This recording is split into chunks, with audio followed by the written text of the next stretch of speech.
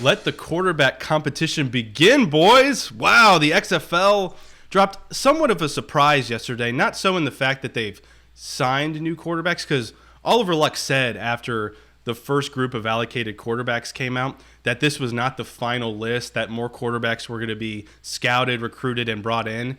But I don't think anybody was expecting them to announce it right before the supplemental draft. They bring in Josh Johnson to the LA Wildcats, Taylor Heinicke to the St. Louis Battlehawks, and Chase Litton is assigned to the Seattle Dragons. So I kind of want to go one by one. I want to start with Josh Johnson in the quarterback competition there, because to me it's like black and white. It's like you have a quarterback with very little experience, and then you have this other quarterback with tons of experience. He's been around forever. So Kenny, why don't you start us off? What do you think of the LA Wildcats getting assigned Josh Johnson?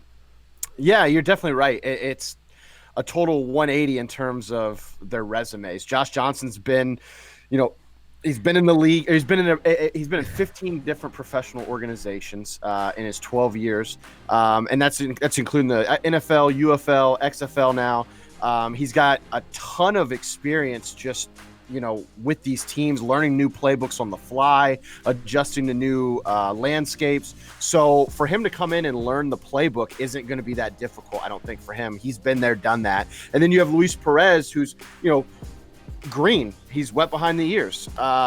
He didn't really play. He didn't really play football until he got to college, at least quarterback. He's played for one professional organization in the AAF, which was limited. And now he's at the XFL. So it might be a situation. It could be a long-term thing. They know Luis Perez is young. They might want him to sit and learn behind Josh Johnson and learn how to become a professional quarterback. And they're viewing this as a long-term solution, almost like keeping a rookie behind a veteran for a season to learn. So it could be that, or who knows? Maybe Luis Perez elevates his game and beats out Josh Johnson. Yeah, I'm interested to see the performance in training camp and minicamp from Josh Johnson, and to see exactly where he's at physically and what he can do, with his arms and even a little bit with his legs. I watched him play. He started 4 games for the Redskins last year. I watched all 4 of those games, and he certainly has a lot of experience when it comes to understanding playbooks, understanding schemes. He's pretty much seen it all, as Kenny said earlier. But I'm going to be interested to see where he is from a talent perspective. Can he still wing the ball? What I saw in DC last year looked like a guy at the tail end of his career. So to Kenny's point, is he just going to kind of be a good backup and they let Luis Perez kind of with the reins and then go from there? Or are they going to go forward and let him go and Perez learn behind him? I want to play this clip from Winston Moss. He went to Twitter yesterday to welcome Josh Johnson to the Wildcats, and he mentioned the word competition, which is very interesting. We're definitely excited to welcome Josh Johnson to the XFL family as well as the Wildcats. He's proven that he is a quarterback with experience, smarts, and ability. So we look forward to welcoming him into the fold.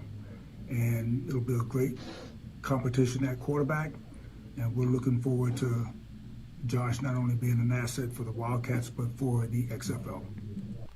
All right. So there you have it. It's a competition. I mean, I don't think that really surprises us too much, but Winston Moss has already came out and said it's a competition. And I said at the beginning, it's, the difference in experience at a professional level is, obviously very different. But even their style of play, like Luis Perez, he's a more of your traditional pocket passer. He has a big arm, but he's not very mobile, which we've talked about extensively because of Pastel on the show. Nice. Josh Johnson is the complete opposite. I mean, the guy ran like a 4.4 coming out of San Diego. So whichever direction they choose, it's kind of like I get the whole learning behind for experience, but in terms of styles of play, they couldn't really be more different, could they? No, they couldn't. But honestly, I'm curious to see how the rule book kind of shapes offenses for like the offensive line play. So if that offensive line play isn't very good, maybe you need a quarterback like Josh Johnson that can create a little bit more time for himself for these passes to develop downfield. And I don't want to make it sound like I don't like Luis Perez. I think the guy's got great arm talent. I think he could do well in this league. He just has to, I guess, have better pocket presence. and negotiate. He needs more reps, He needs more reps. Does. Yeah. But how long are you going to wait for him to get those reps? I mean, are you going to sacrifice half the season to allow him to get those reps? Yeah, that's a great point, and I'm with you.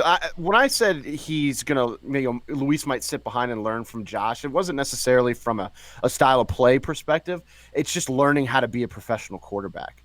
Like I think this makes Luis Perez better, even if he doesn't start, because he gets to learn from a consummate professional. You don't play for 15 organizations if you're not a professional quarterback. If they don't think you can handle your day-to-day business as a professional quarterback. So he clearly has the study habits. He clearly has the work ethic. He's got the talent, obviously.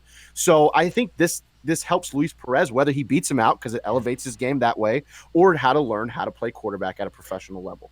I'm going to love to see the competition in training camp, right? Mm-hmm. And just the difference in talent. And what is the difference in talent, right? Like Josh Johnson's played for, 15 teams in the NFL, right? He's kind of the guy that gets signed quickly and released quickly because he can learn a playbook rather fast. But how does he compare talent-wise? I don't know, because one played in the AAF, the other one has played in the NFL. And the NFL, at least the last four games he started for the Redskins was less than impressive. I think the last game he threw for 92 yards. So I don't know. I'm going to love to watch the competition and just see the difference in talent. And is there a difference in talent? And if there's not a difference in talent, then who do you start? Yeah. And honestly, another big takeaway from all of this, and I think is a win for the league, is that there's going to be competition. We had we thought that there was going to be tier 1 quarterbacks, or there's going to be 8 quarterbacks. We thought that was going to be it, set in stone. Those are going to be the starters week 1. That's not what the XFL is saying at this point. They're saying, hey, we're going to bring in multiple guys that are tier 1 caliber quarterbacks. And the best guy's going to win. Yeah. Which is only good for the league. Yeah. This is the most intriguing because of the different styles of play. I mean, Josh Johnson's been around the NFL forever, it seems. He's played for 4 or 5 different teams. He's been very inconsistent in the NFL. His, career completion percentage is right around 55%, which isn't terrible, but it's not, anything that, is going to jump off the page at you as very, very impressive. What's the official number? Is it 15 teams? It's 13? So you mean throughout his whole career? Yeah, throughout his whole career. Yeah. So I had 13 NFL teams, and then 2 other professional organizational teams. If you count the fleet, I don't think he didn't really play for the fleet, but he's been a part of or drafted or picked up by 15 different professional organizations. Okay. Yeah, I think it's a win-win for the XFL and the Wildcats. Their quarterback room was pretty limited after you got through Luis Perez. So, like you said, Kenny, I don't think this is a bad thing for Luis Perez either. Even if he does lose the starting job, he lost his starting job with Birmingham, but they went to Keith Price, who's not the caliber of quarterback of a Josh Johnson. Sorry, Glessner, he's just not. I know. So it's just a much better position for the team to be in, but also for Luis Perez to be able to, just have that support in the quarterback room. So I think it's a great move for the XFL and the Wildcats. Mm-hmm. But I think we're all in agreement. This isn't the most compelling or intriguing quarterback competition to us. I think that award goes to St. Louis. They have Jordan Teamu on the roster, but they bring in Taylor Heinicke to compete with him. I think this is going to be a very interesting quarterback competition to watch when we get to training camp. And it's 3 deep. It's 3 deep because you got Brogan Roback as well. They drafted him early in the phase 1 draft. So if you're an XFL Battlehawks fan, I think you've got to be super pumped because you have 2 allocated quarterbacks now and a quarterback you drafted early in phase 1. So I think whoever wins that job is going to be highly regarded and is going to have an elite level of play for XFL standards. So as a Battlehawks fan, I'm over the moon that we've got 3 potential starting quarterbacks on the roster. Yeah, I'm a huge Taylor Heinicke fan. He was a big-time stud at ODU. He started 6 games for the Panthers last year as Cam Newton's backup. 2012, he was the Walter Payton Award winner at ODU, and he's a big-time gunslinger. So if you mix a big-time gunslinger with the air raid offense that they're going to run in St. Louis, I think he's got a legit shot to play. and he may play early if Te'amu struggles, or he may win the job outright. I don't know. And, you know, it'll be awesome to watch in training camp. I think this is one of the bigger storylines that we'll see when January comes around down in Texas. Well, this might be the one case where experience does win out, because we've said it in previous podcasts that Te'amu is the only quarterback that was allocated that doesn't have professional experience yet. Yeah. Where you got a guy like Taylor who has plenty of experience at the NFL level. So this might be one of those battles that, Te'amu has all the talent in the world. But you see from these highlights here, Pastel and Glester, to your point with running that air raid with Doug Meacham, I can see them running a lot of RPOs. And we talked about that when we were breaking down diversity in offenses with Te'amu. I can see that with Heinicke as well. You saw in those last two highlights. Yeah. He's a gunslinger, but he's also pretty mobile as well. So while you look at LA and you have completely different styles in terms of the quarterbacks, here I think they kind of mesh very well together within the same system.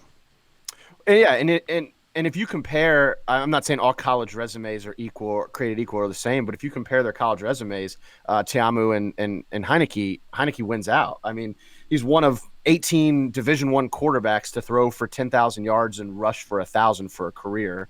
Like Gillespie. Yeah, different competition though. Well, I mean, yeah, but still, that's all of Division I. That's 18 D1, Division I AA, FCS, all that stuff. I mean, it's not. You know, and not only that, he didn't miss a beat when their programs notoriously struggle when they go from FCS to the FBS level. They went from the FCS to the FBS level, and granted, it wasn't a full transition because they still played a lot of Division I or FCS teams, but he still played a Conference USA schedule and did well. Like, he didn't miss a beat. Like, he was still very dynamic. So I think the natural throwing ability is there. The ability to step up in competitions there, because he went from the FCS to the FBS to the NFL. So he knows how to negotiate that talent level jump. Yeah, and to Kenny's point, he's kind of always stepped up with the competition, and that's why he's kind of stuck around the NFL as long as he did. I mean, he was on the Vikings roster for 2-3 years, and then he went to Carolina. He was kind of on and off with IR, and I think he had a shoulder issue. But last year he proved that he could play. I was actually stunned he didn't get a backup job in the NFL, just because of his experience that he had last year. Well, Gless, you said pre-show that you think the Battlehawks have the best quarterback situation in the entire league. So you are very high on both of these guys. I am, both big-time gunslingers. They can run. They can, we mentioned earlier, they can run as well. I mean, Te'amu led the SEC in passing yards last year, like at Ole Miss. Yeah. Like, when has that ever happened? So I think that's what that shows you. And they're both young guys. I think Heinicke is 24, 25, somewhere around that range. So I think it's going to be a lot of fun to watch that competition. I was a little stunned that they put him on the Battlehawks, because Te'amu is kind of the one young guy that they allocated, just kind of the keys to the franchise. But it's going to be a great competition in January for sure. You can see with all of these assignments that they did before the supplemental draft, they all went to teams with quarterbacks with the least amount of professional football experience. So, I mean, there's obviously strategy involved there. If you guys had to choose right now before we get to training camp, obviously it needs to play out on the field. Who are you going with? Are you going with Te'amu or are you going with Heinicke? I mean, to me, it's a very tough decision. It's a good problem to have if you're the Battlehawks, because like Gless mentioned, they're both pretty young. I mean, Te'amu is fresh out of college. So these are guys, I mean, everyone's ultimate goal, I think, in this league is to try to get back to the XFL or the NFL for the most part. But these guys are so young that you could hold on to them for a few years and build your team around them potentially. So if you guys were choosing today, right now, who would you go with? The Monarch. Heinicke. You going with Heinicke? Yeah. I'm going with Te'amu. Is that because of the NFL experience, Pastel? So I think it's the NFL experience. Also, we got to think Te'amu, he played at Ole Miss, but he only played, 2 years at Ole Miss? About a year and a half, He transferred from a military institute before that. So, not only is he young, he doesn't even have the experience to back up his age. But that being said, I'm a huge fan of him. I do think he is going to be a great quarterback. I just think based off the experience and the way that they can run that offense in St. Louis, Heinicke. And but Heinicke has 4 years of experience. He was a 4-year starter at ODU, wasn't he? I believe so. Yeah, 3 or 4 years. Yeah, he was a 4-year starter at ODU. So while the competition may have been a little bit less than what you see, obviously, in the SEC, he does have those reps at the college level. So I think it's a great point, Pastel. It's tough because I think Te'amu is – I think he's more athletic. I think he's from a raw ability, he's probably a better overall player athlete. Oh, much higher ceiling.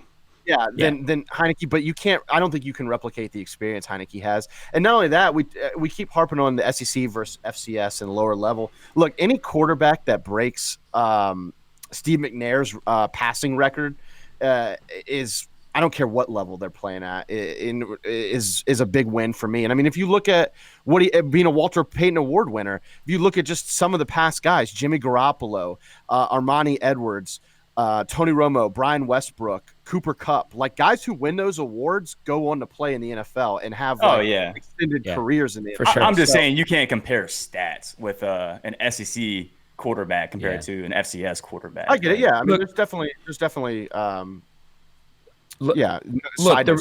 They're both young. They're both extremely talented. Te'amu has the higher ceiling just because he is so raw. He's probably the better athlete. I'm going to go with Te'amu to start, but I think Heinicke's going to give him – I think he's going to give him a run for his money, though, and I wouldn't be shocked to see him get a ton of playing time throughout the year. Who do you got, Kenny?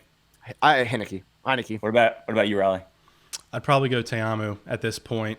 50-50. It's really tough, though. I mean, this is a close competition. Yeah. It's gonna be very interesting to see play out. And honestly, I'm not sure you can go wrong with either. Like I said, I think the Battlehawks fans should be super pumped going into the season, knowing you have two pretty legit options.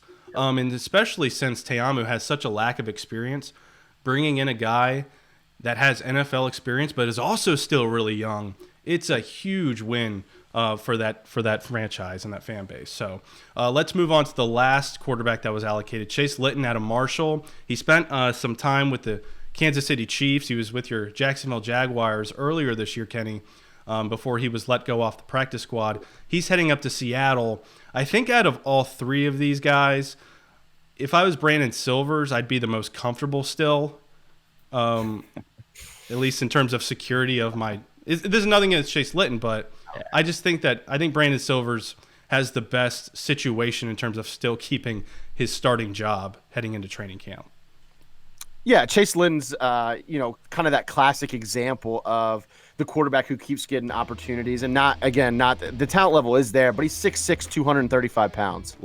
Those guys are always going to get opportunities to play at the professional level if they show some sort of upside, because you can't teach that kind of size and the natural arm strength that comes with them. But he was pretty dynamic at Marshall. He's top 5 passing all time at Marshall. I think he was 5th. Guys like Michael Payton, Chad Pennington, Byron Leftwich. So there's a pedigree of quarterbacks that he's part of at Marshall. So that's impressive in its own right.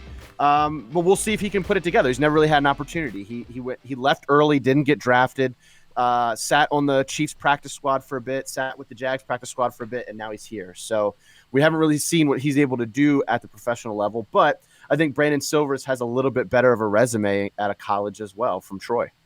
Yeah, and it also helps that they drafted his receiver from Marshall in the first round of the supplementary draft as well with Tyree Brady. Good point, Pascal. Yeah. I love how you like my tweet, though, man.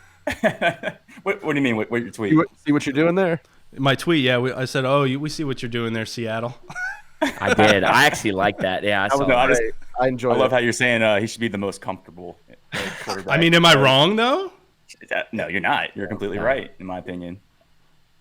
No, but like I said, Chase didn't – like I said, he's top 5 prolific passer at Marshall. That's nothing to sneeze at. The amount of talent that's gone through Marshall at quarterback has been, very, very impressive. And that's recent talent. That's not 30, 40 years ago talent. So, Rakeem Cato was another guy. He replaced Rakeem Cato, who was the number 1 passer all time at Marshall, and he kept that torch going. So let's not call it an open and shut case. I mean, Chase Litton clearly has the physical skills. It's can he put it all together? Because that's something he's never really been super consistent. And that's the biggest thing. But if he figures it out, he very well could unseat Brandon Silvers. Yeah, see what Jim Zorn can do. Hey, so I think I guess the players that weren't allocated and were already on a team, I think the other biggest competition that we might have, in my opinion, is probably down there in Houston with Phillip Walker and Connor Cook. Now, I'm a big Phillip Walker fan. I think he's going to thrive in that type of offense, but we'd be dumb to think that Connor Cook's not going to compete for that spot. So what are your thoughts on that? I think that the XFL in general has done a great job of bringing in competition into these teams that have quarterbacks that they've allocated but have little experience outside of the college ranks. And that's exactly what you see with Phillip Walker. I mean, he spent some time with the Colts, but when you compare him to Cardell Jones, obviously a Landry Jones, he just doesn't have the experience in the NFL. So I think, it's obviously a strategy thing, and I think it's only beneficial for the league. Connor Cook, was very prolific in his time at Michigan State. So that's going to be another interesting competition to watch. So that's 4 out of 8 teams heading into the opening season. That's going to be some awesome quarterback battles going on. High tides raise all ships, man. Competition's great. I love it. Absolutely. All right, so we'll see how these quarterback competitions play out. Make sure you follow us on social media. We're at XFL Chalk Talk, Facebook, Twitter, Instagram, and on YouTube. Subscribe to our YouTube page and check us out on xflchalktalk.com. Subscribe to our email list so you can get updates on content that's posted based on your favorite XFL team.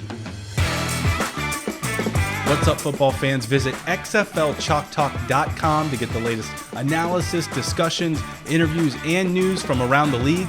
You can also sign up for our email list so you can receive notifications on when content is posted focused on your favorite XFL team.